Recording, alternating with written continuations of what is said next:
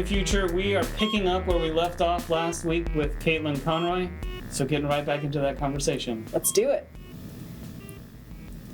Yeah, lyrically, I guess there's doom and gloom, but yeah. the music itself to me is really gorgeous. Thank you.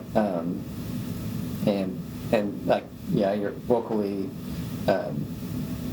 your style is just obviously you do it all yourself, so it complements each other. But I love listening to it. Thank you. Cool. Thank you so much. We've been on a whole journey, and the music, it's roughly 2/3, or more of your life represented. Oh yeah. What's it like to sort of take that long view, right, and think all the way? Yeah.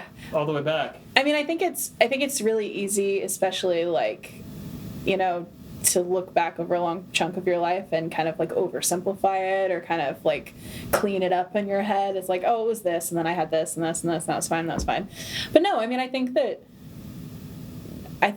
this music alone has, I've had a handful of some fairly rough years mixed in there, and I think that I come out of this being like, oh, I'm doing pretty damn well considering and I really think that the music is literally the only reason why it is, because even though I love the people I have around me and I have supportive people and stuff, this is, I don't know, I kind of think I'm just a little bit of a loner in my head, even though I don't want to admit it, and this is really kind of my only way that I feel really comfortable expressing myself, as opposed to just I guess I feel when I talk to people about it, no matter how they react, they don't really care about it, but when I do this and it's recorded and it's there, I got it out, and now somebody can listen to it forever and care or not care about it, but there's so many more chances for people to be interested or do the same thing that Bright Eyes did for me, because I used to listen to that and I would just, for some reason, even if it was about something completely different, it would match up to exactly what was happening in my life,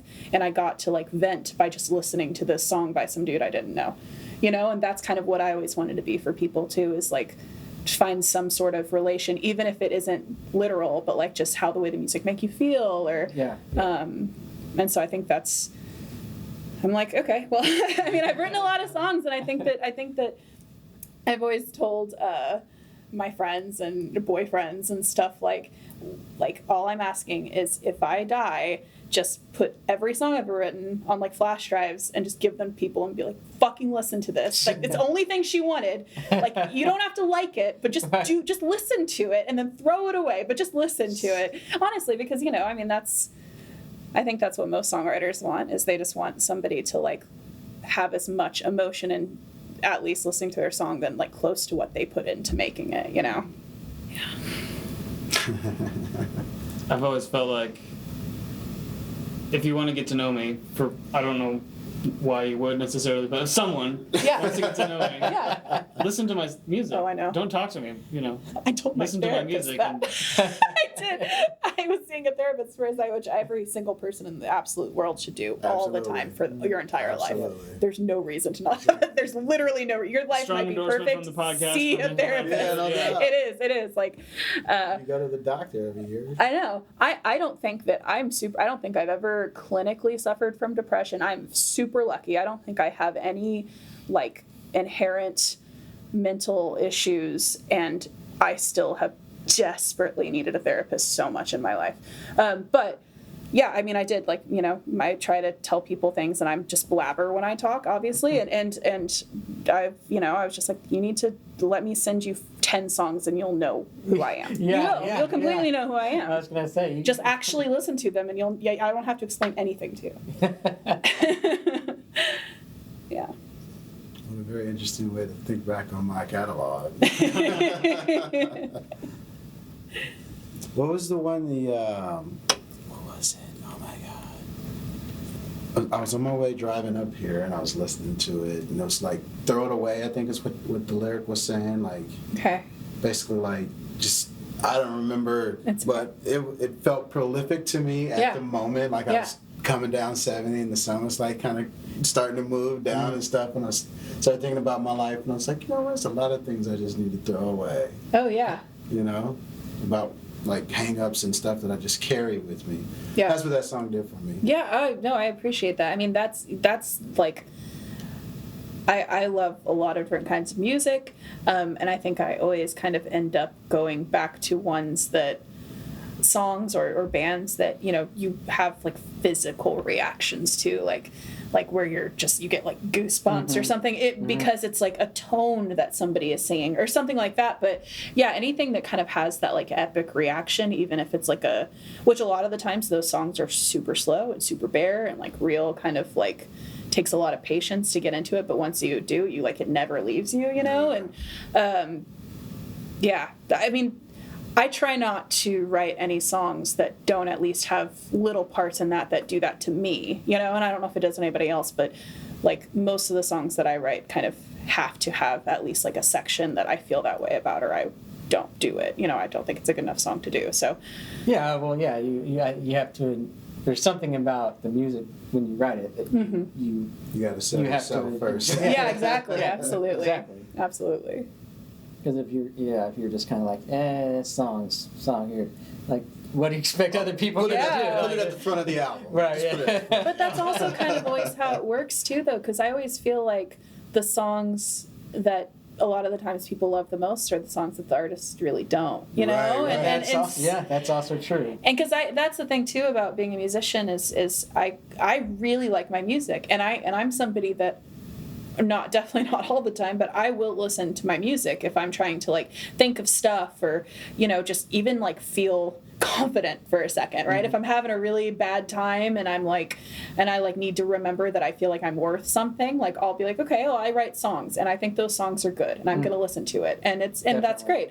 And wow, that was a weird thing to leave off and forget what I was talking about. I'm good, and I think totally I'm good, and that's okay.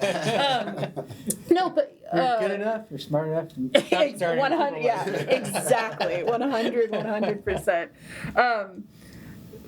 But we were talking about what people that just. Well, while you're thinking of it, I've had songs that I really liked, and then, and maybe this sounds bad, but the large group of people that like those songs made me like my song less. Yeah, I could see that. It's like, oh man, maybe I need to re-examine some things. And I don't know that makes any sense, or, you know, but I have had that happen a couple times. Yeah, but it is true. Like some of the things, songs that you don't necessarily think, you know, twice about. Not that you don't like them, right? Because you know, if you're gonna, I wouldn't put something out that I don't like, right? But you know, maybe you're just like you know, like I could do something better.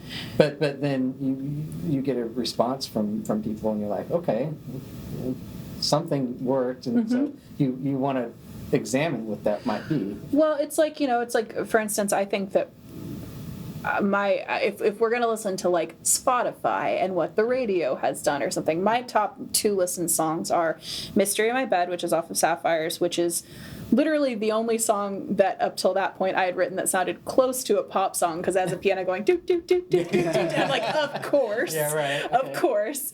And again, I love that song, right, and it's fun and bubbly and catchy, but of course that's the song that they're gonna play on the radio all the time. Cool. Right. And then the song called "I Will Find You," which is on a EP that I put out before Uncollectible Spirits, and that one has the highest listens on Spotify, and that's confusing to me too, because I like that song clearly, but it's a song I wrote when I was like 16. It's not well recorded. Like, you know, I don't know. I think that you can also drive yourself crazy because you're like, oh, these people love this song, but have they listened to this song? Because this song's really good, I think. Like, and but what I was trying to say before was, I think it was a question of like, you never really know. I've never really known what my taste is. Like, I think I have good taste in the things that I like and in the things that I try to do. But a lot of the things I try to do don't end up sounding like the things I like. So sometimes I'm kind of like, you know, like it's weird how different the music I love is from the way that my music ends up sounding. Yeah. No, that's See, I think that's ideal, because that difference is you. Yeah. And your voice. Yeah. Not your literal vocal voice, but your artistic voice. Yeah. Right? I've had It can be moments in my life frustrating, where, though. Like, it where can be I've thought that frustrating. it's like, oh my God, like, yes, you sound unique. Yeah. Is that good? You Yeah. know? And I will say, like, I think like 100%. Just while because I think this is probably the longest I've ever talked about my own music at one time with willing listeners. And No, we definitely appreciate that. Like, really, like. yeah, and probably that I will for a long time. And so like I will say, like, I've had a lot of hangups by feeling like I am like an underappreciated songwriter, and not in like an egotistical way even, but just how hard I work and how much stuff I put out. I feel like even though that's not really like why I don't really care if it's weird because it sounds the same. I don't really care if I'm popular, but I do want a bunch of people listening to my music. Yeah. Do you know what I mean? Like, Exactly. I don't care if I'm like on things or people Right. are talking about me. I don't need a reality show. Exactly, but I just want a ton of people to like listen to my music like once a week. You know, like that would be ideal to me, and obviously because like that's the whole. You know, That's the I make point. it for me, but Right. I could also like make a television show in my living room for me, and that would just make me crazy. Like I don't know, but and that's how I mean underappreciated, like, or not. I don't even want to say underappreciated, but maybe underlistened or. No, we both exactly know. Like, we all Yeah. know what you're Yeah. doing, for sure. And I don't know. But I think to the uniqueness thing is I have always genuinely felt like when the right person hears my music, and by the right person I mean somebody that has like a That connection, yeah. like they're gonna be like stoked because I'm like, great, I have 200 songs, go for For it. you. You know, like, yeah, if you like all of this, perfect, I can Yeah. keep going, like, you No know, doubt. and it is because I think that definitely exists because that's how I feel about, say it for the 100th time, like Conor Oberst. Like, if nobody liked his music and I love it as much as I do, and he's written 300 songs, like, to me that's amazing. And I was really close to having management once by somebody who was really big and really cool and was very, very nice to me, but in the end he just said, you have too much music. And I was like, what? And he said, you write too many songs. And I was like, I don't, okay. And apparently that's a really bad thing. Oh. Yeah. Do you know why? He just said I write too many songs, and that I didn't have like a Well, that's interesting. I guess I'm not necessarily asking this to anybody in particular, but why would that be a bad thing?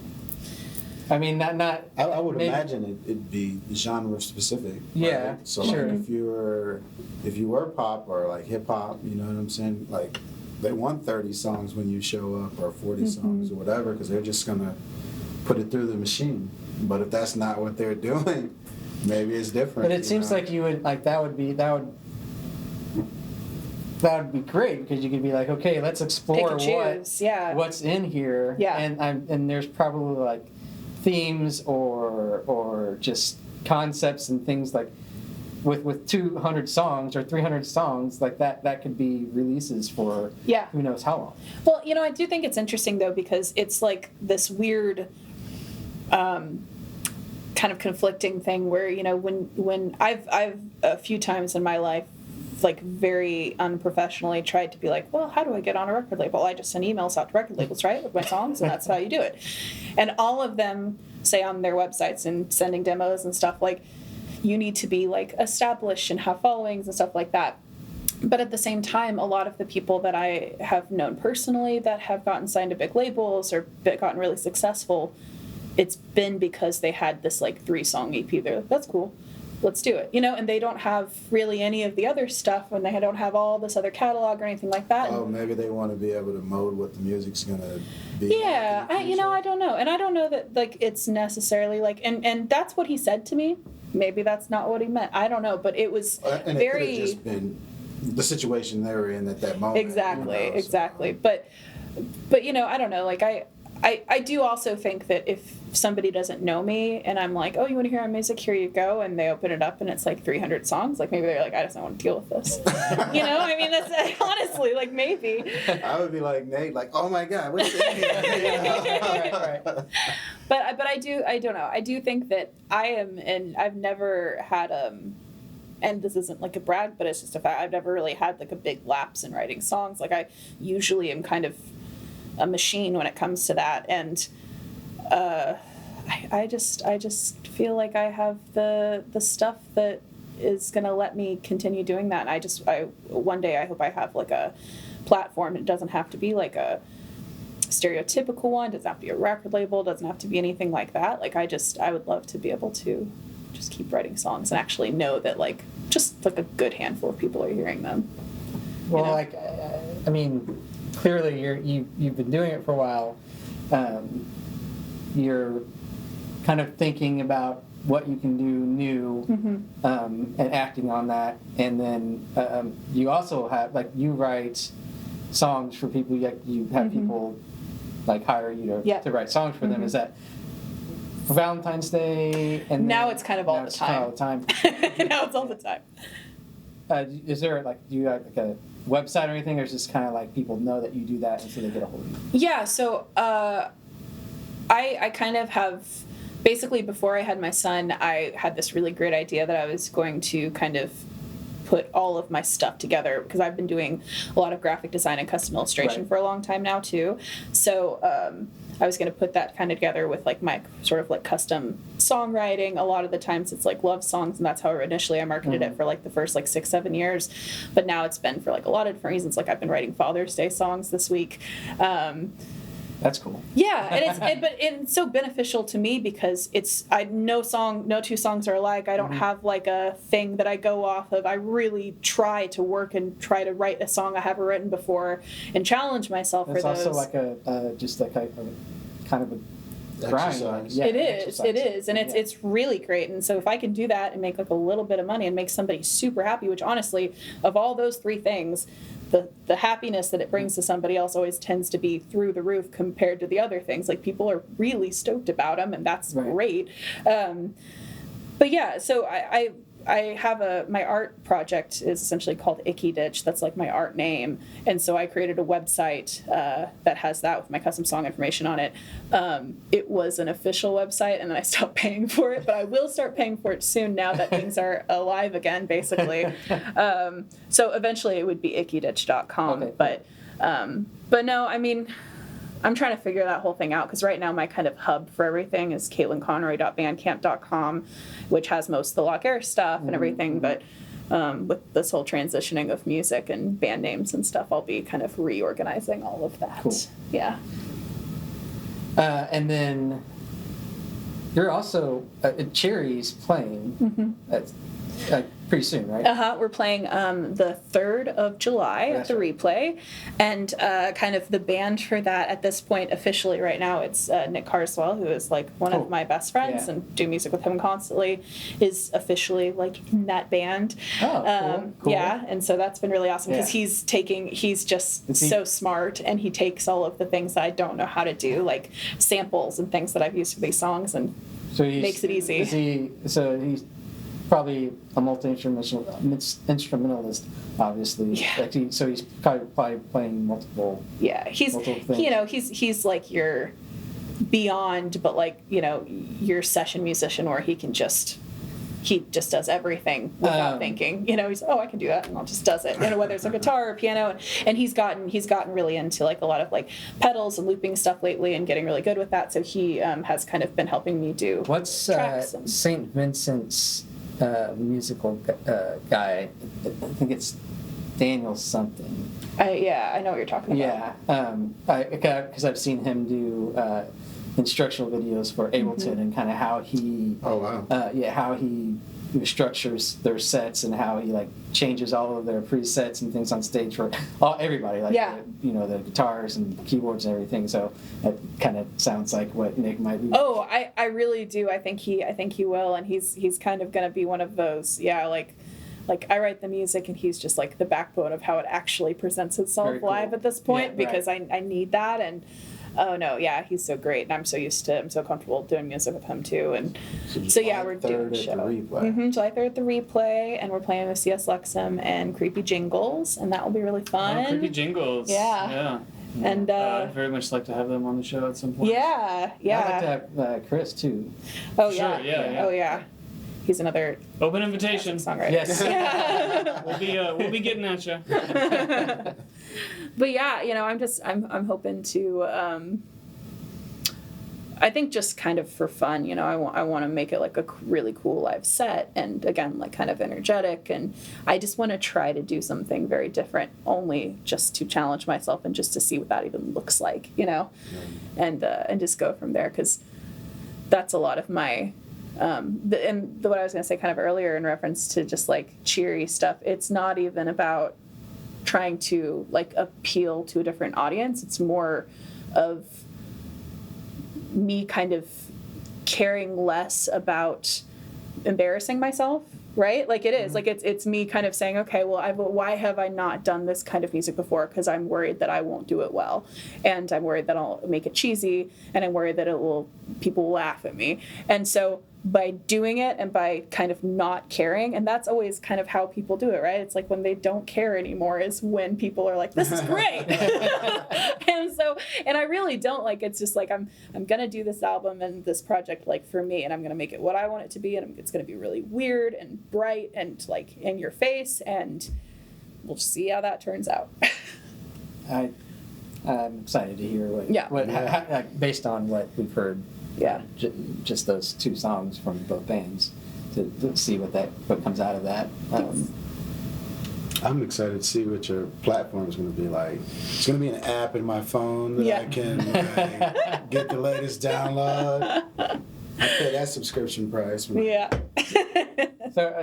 So getting back to Cheery band, it's Nick, and then So it's Nick. My friend Daniel was going to play bass in it, but he's actually had to get surgery during the show, so not literally during the show, but around the time of the show, so he couldn't play. So you said it was going to be very kind of exciting. You're going to do more showmanship. That would be amazing. I looked into, even though this is just some stupid aesthetic thing that wouldn't really add anything, I was looking into like getting a neon sign that says Cheery, and God, neon signs are too expensive to be realistic. Like 5 people in the world trying to buy them. I know. I never had looked into neon signs before, and it was horrifying. Yeah. I was like, wow, $1,000 for something that big is... Wow. Oh, it's crazy. That's a lot. So just so anybody who's interested in buying neon signs, like, we need to have are more of selling them them being for made. cheaper than that? yeah, please. Should have named your band Coors Light. Yeah, exactly.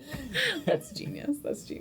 But no, now my friend Billy is going to be playing bass for this show, and yeah, I don't really know what the end look of the band is going to be. I'm always like, I wish I could have bands with like 12 people in them, because I think that's super awesome, but I'm also that kind of person that like I want to play the shows I want to play, and I want to do the things I want to do, and I don't like. It's hard to wrangle a band.